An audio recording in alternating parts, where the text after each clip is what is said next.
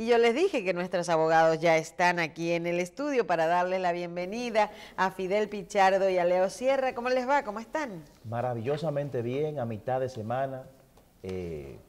Vemos que los ánimos en la República Dominicana están caldeados ¿Ahí? en todos los sentidos, en todos los sentidos. Pero en el ámbito de ustedes más todavía. Esto pica y se extiende. Bueno, señores, buenos días. Marcela, Sandy cumpleaños hoy. Ajá. Felicidades a Sandy. Estaba esperando estar en el aire para felicitarlo. Sandy es una excelente persona. Así mismo es. Espero que Dios le llene de muchas bendiciones al amigo Sandy. Eso no va a costar un dinero, porque lo importante no es la intención, lo importante es el regalo. Ajá. Sí, usted tiene que, en términos materiales, ¿verdad?, manifestar el cariño que tiene frente a una persona. Ay, pero si fuera así, uno tiene que regalar millones. No es que tiene que ser así, no, uno regala lo que puede, pero tiene que regalar eso de que yo te quiero mucho y Dios, no, usted tiene que hacerle un regalo. Pero el amor es válido también, entonces, doctor. Al margen de cualquier consideración, ¿verdad, Sandy? Sandy, de parte mía, a través de mí, está solicitando que materialicen eso. ¿Verdad? Y yo,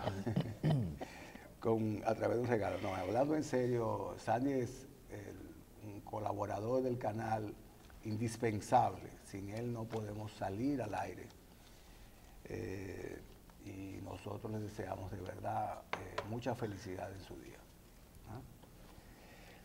Pues, como decía Leo, Marcela, el ambiente jurídico del país está caldeado por el tema de la evaluación de los aspirantes a jueces de la Suprema Corte de Justicia y la evaluación, sobre todo la evaluación de los actuales jueces que pretenden ser ratificados, ¿verdad? Ese escenario se caldeó bastante en el día de ayer, entre otras consideraciones. Ayer estuvo también el señor Rondón por un programa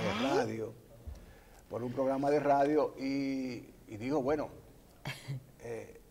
ya lo vamos a ver con mayor amplitud, pero en un cortito dijo, bueno, si aportes de campaña es soborno, yo comencé a sobornar a Peña Gómez en el año 1970. Exactamente, él dijo, yo estaba escuchando la radio en ese momento, que inclusive lo puse en el grupo para que todos lo escucharan si tenían la posibilidad, porque eran bastante fuertes las declaraciones.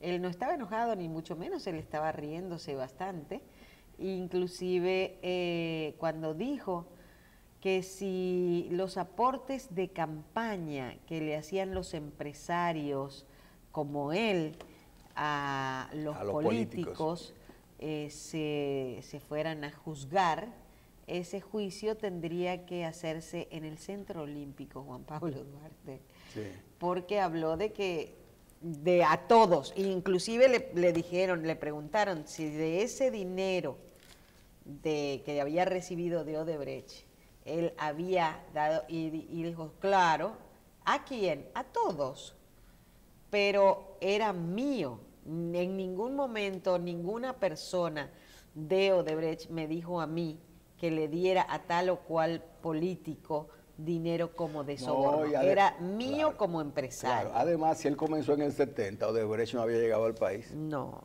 ¿Verdad? Quiere decir que lo dio de otra fuente. Él tiene razón en el sentido técnico, Marcela, Leo, queridos televidentes.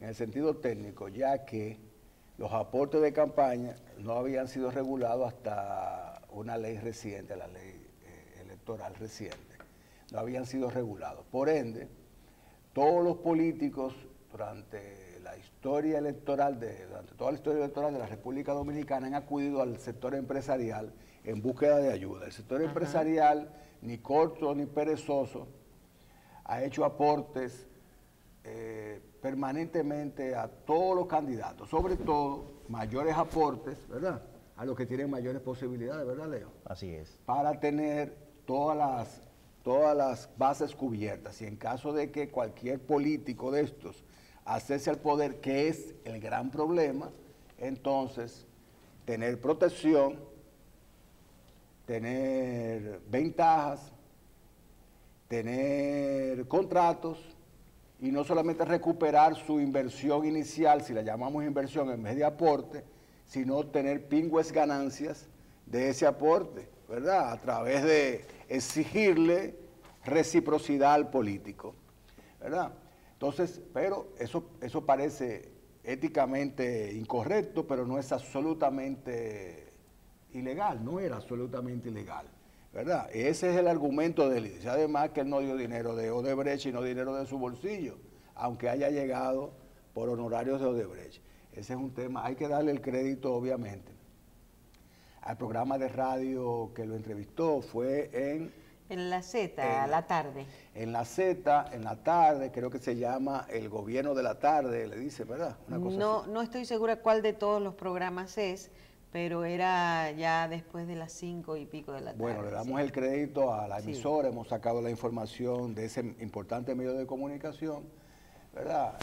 Que dio un palo en ese sentido. Entonces, esto sumado a la gran noticia del tema de la discusión, las objeciones, los anónimos que vamos a detallar y vamos a emitir una opinión más adelante en relación a la magistrada Miriam Germán Brito y el conflicto con el procurador, el conflicto público con el procurador, ¿verdad? Han acaparado todos los titulares, ¿verdad? Y todos los medios de comunicación, y obviamente nosotros no podemos obviar un tema de tal trascendencia. No solamente no lo podemos obviar porque es el tema de nuestro programa, ¿verdad, Leo?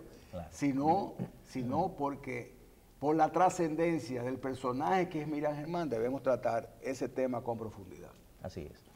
Bueno, a veces uno se pone a ver y a escuchar las noticias y ver los periódicos y uno ve los titulares y a veces se sorprende, aunque uno no entiende esos titulares. Uno de estos es, por ejemplo, el PRM somete al PLD por lavado de activos.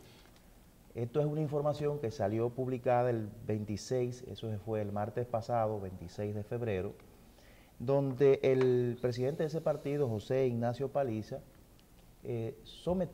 presentó una querella, un querellamiento en contra del PLD por supuesto lavado de activos y financiamiento del terrorismo.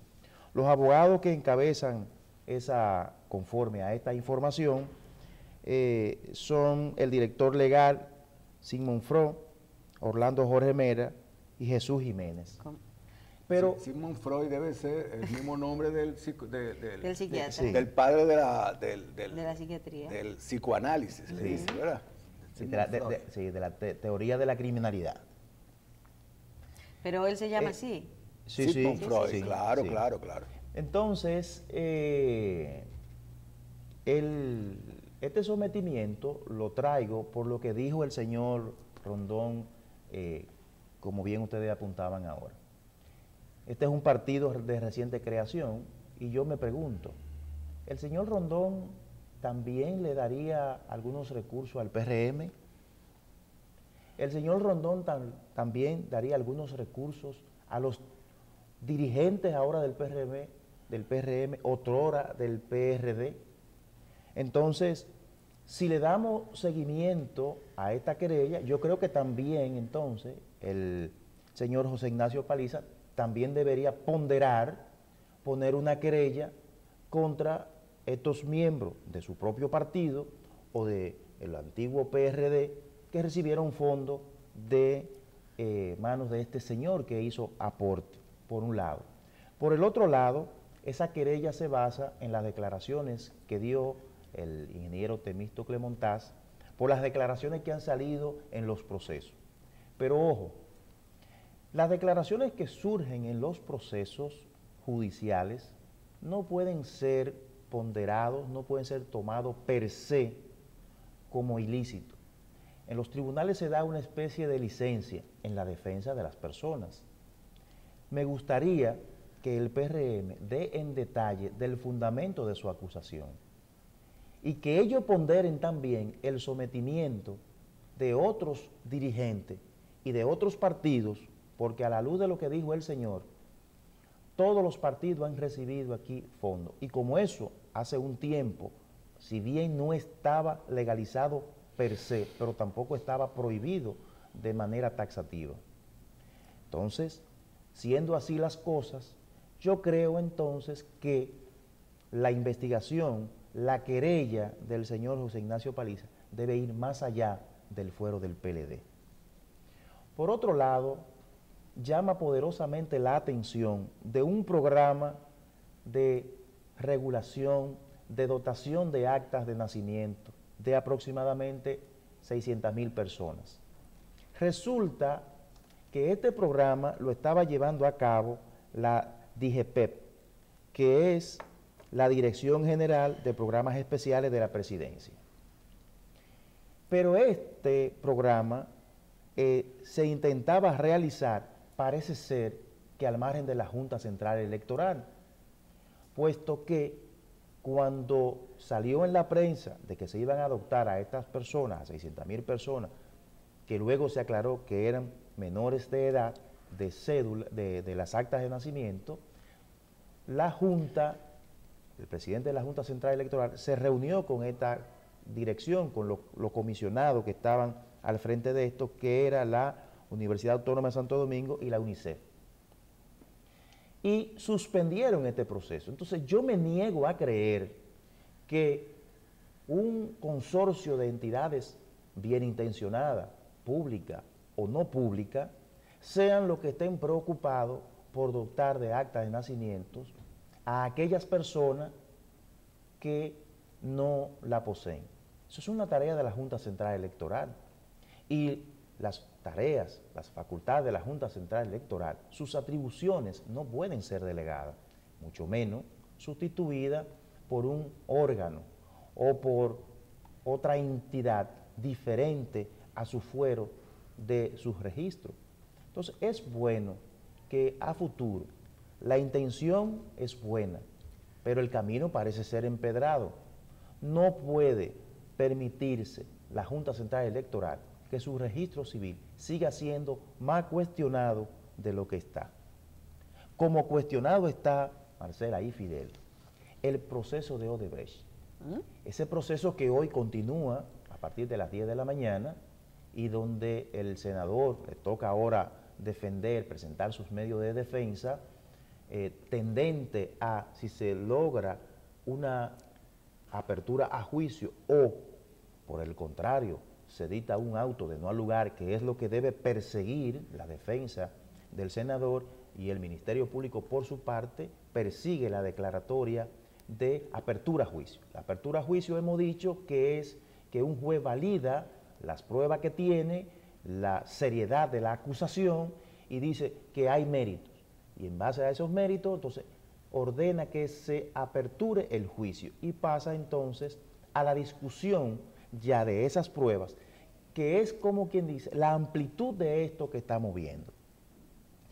Entonces, le toca al senador Tommy Galán defenderse de esa acusación. Ya ahí se han dicho muchas cosas y que el Ministerio Público en algunos de los casos ha tenido que recurrir, y según dicen, fuera del escenario del tribunal, a los medios de comunicación, a hacer sus planteamientos, porque hay abogados como por ejemplo el doctor Miguel Valerio, parte de la defensa del señor Díaz Rúa, que dice que si de soborno, si hay que establecer sanción, entonces hay que sancionar al PLD, porque las cuentas, los dineros que manejó el señor Víctor Díaz Rúa eran cuentas de campaña. Yo creo que ese proceso no va a terminar realmente siendo un proceso con toda la de la ley. Van a salir muchos lesionados de ese proceso y sobre todo el mayor perjudicado va a ser aparentemente el PLD. Porque si el señor Víctor Díaz Rúa demuestra que los fondos de lo que lo están imputando, o parte de los fondos de lo que lo están imputando, fueron manejados por el PLD y ellos citan algunos nombres, entonces, ¿por qué esos nombres que están citando esas personas no están en ese proceso? Yo no sé si el señor Víctor Díaz Rúa ha llamado a esas personas como testigos Pero además de eso, están los movimientos hacia donde se fueron. Dice Fidel Pichardo que al dinero es fácil darle seguimiento. El rastro, la estela lo deja ahí. Veremos entonces en qué va a concluir este proceso de Odebrecht, que yo he sustentado desde el principio, que el Ministerio Público tiene un proceso, más no un caso que va a concluir con una sanción. Ojalá y yo me equivoque. Por otro lado, andan por ahí unas voces que pululan desde hace mucho tiempo, quizá 15 años aproximadamente, de una pretendida modificación al Código de Trabajo. Los sindicalistas, los pseudo sindicalistas, que de sindicalistas no tienen nada porque no representan a los trabajadores, y si no, veamos cómo están los tribunales laborales repleto de demandas. Vean cómo las empresas cada día más comienzan a tecnificarse. Por ende, la mano de obra humana está disminuyendo.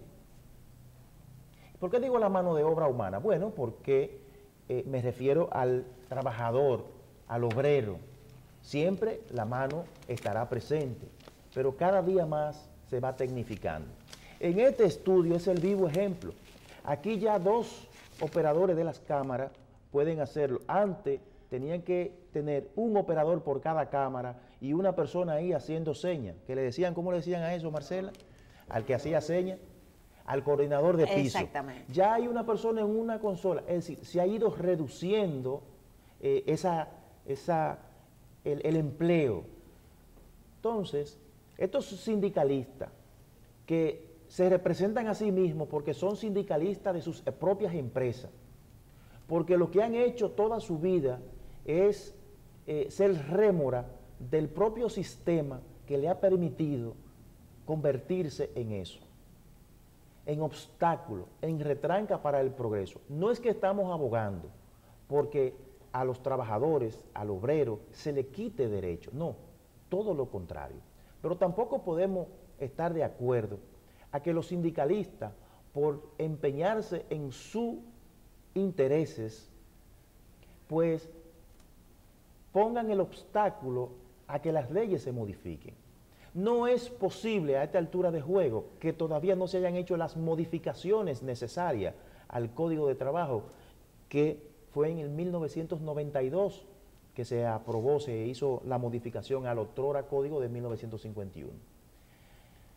La parte laboral es lo más álgido que hay, por ende debe tener leyes claras. Entonces, estos sindicalistas jamás pueden estar siendo el obstáculo para que las leyes se modernicen. Veremos qué va a acontecer en los próximos días, que vendrán denuncias, solicitud y demanda de aumento salarial. Todo esto va a venir a engrosar y a ennublecer el panorama laboral de República Dominicana. Finalmente, no quiero dejar pasar por alto 2 cosas. A ver. 1, el discurso del presidente del pasado 27 de febrero, muchas críticas, como siempre, la oposición la hace de manera vacía y torpe. Dice que es politiquero, que el presidente dijo lo mismo, que repitió lo mismo, y resulta que la oposición entonces hace lo mismo. Presenta las mismas críticas y no presenta pruebas. Aquí hay políticos que no bien escuchan el discurso, ya salen ahí a la puerta del Congreso dando una versión que usted dice... hasta sin terminar el discurso. Claro. Entonces, otra cosa es que aquí en República Dominicana, yo no sé si es que nos gusta tanto aplaudir. Ese discurso fue suspendido, fue interrumpido alrededor de 100 y tanto de veces por aplauso del presidente. Ahí hasta los militares estaban aplaudiendo. Yo he visto alocuciones del presidente, por ejemplo, de Estados Unidos, donde los guardias que están ahí, los militares, el presidente dice, y en algunas ocasiones le hacen ovación, aplauden al presidente, y los militares no aplauden. No. Aquí se veían esos guardias tan entusiastas, guardias y policías que estaban ahí tan entusiastas como el que más. Y eso deja mucho que decir. Segundo, ¿Por qué hay que aplaudir tanto al presidente? ¿Por qué? Si eso es, él está cumpliendo con su rol. Porque, bueno, uno tiene que buscarse. Eso es. La libre expresión del aplauso. Sí, claro que sí. Y también del trujillismo. Y también del trujillismo, desde el jefismo. Y lambonismo. Entonces, yo entiendo que no hay que estar aplaudiendo tanto. De todas maneras, el discurso del presidente fue como todos los años, un discurso bueno, y al final nos dejó algunas expresiones, reflexiones, para que el pueblo se entretenga y comience a especular. ¿Va a la reelección? ¿No va? Dijo que va a hacer lo posible por trabajar. Picó un ojo cuando habló de tal cosa y eso quiere decir, y hay muchos agoreros y... Claro, poniéndole tarea al pueblo para que lo interprete. Ajá. El pueblo lo puede interpretar lo que quiera decir. Hasta el día de hoy, la reelección presidencial, eso está prohibido por la Constitución. Que lo modifiquen mañana, eso puede ser posible y perfectamente. Pero vamos a esperar que eso se dé. Mientras tanto, yo entiendo que el presidente dejó de tocar algunos temas importantes sobre qué pasó con la seguridad pública, cuánto recaudó el Estado, cuánto invirtió, no solamente en seguridad pública, en seguridad en las Fuerzas Armadas, sino también en el grito desesperado que tiene la población sobre salud y seguridad pública. Nosotros los ciudadanos tenemos miedo porque vemos cada día cómo se van incrementando. Y el otro tema que no puedo dejar de pasar es lo que hacía referencia a Fidel ahorita, sobre las evaluaciones que está haciendo el Consejo Nacional de la Magistratura. El lunes le tocó la evaluación, la entrevista de los actuales magistrados jueces de la Suprema Corte de Justicia que se están evaluando. 12 en total. Estos jueces, 12 le tocaba evaluar, pero de ellos 2 declinaron. 10 son los que se van a evaluar. Entonces resulta que de la evaluación que más ha connotado es la de la doctora Miriam Germán Brito. Y todo salió a relucir porque luego de que le hicieron algunas preguntas y ella expuso, el Procurador General de la República dijo, y se me olvidó pedirle ahorita al máster que nos pusiera la introducción que hizo el Procurador General de la República cuando él iba a leer las cartas. Él dice que él tiene un interés personal para saber de los negocios, y es interés del Consejo. El Procurador General de la República es un miembro del Consejo y no puede hablar en nombre del Consejo. Y ahí hay miembros, incluso padres de la propia magistrada, que hicieron mutis y no dijeron nada. Y el presidente de la República, que es quien dirige ese consejo, es quien está al frente de ese consejo, se mostró muy pasivo. Y se mostró muy pasivo, no sé por qué razón, porque el presidente también se ha mostrado pasivo en otras situaciones y también activo en otras. Entonces, él debió de intervenir y decir, procurador, miembro, ¿qué está pasando con esa comunicación que usted tiene ahí que el consejo la desconoce? Entonces, inmediatamente ahí el presidente debió de parar al procurador y no permitirle que sobre la base de un documento, no apócrifo, sino desconocido para el Consejo, se tratara de incorporar a esa evaluación, porque el reglamento está claro. ¿Desconoce el procurador el reglamento de evaluación? No, no lo desconoce. Ni el propio presidente, que no es abogado, lo desconoce. Entonces, ¿por qué se le permitió al procurador que vulnerara el reglamento para evaluación de los jueces?